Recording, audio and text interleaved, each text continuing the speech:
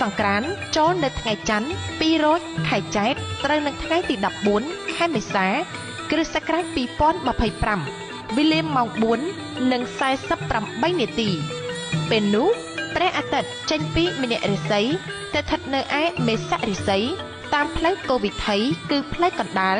មានទេវធីតាមួយព្រះអង្គជាមគ្គនាយិកាព្រះនាមកោរិកៈទេវី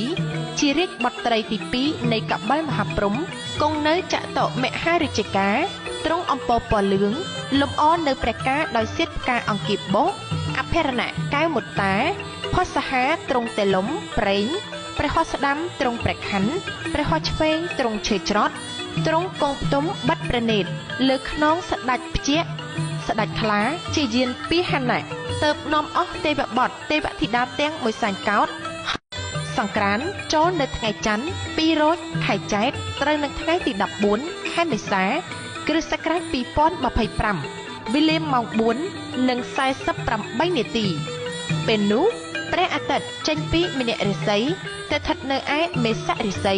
តាមផ្លូវគោវិថីគឺផ្លូវកណ្ដាលមានទេវធីតាមួយព្រះអង្គជាមគ្គនាយិកាព្រះនាមកោរិ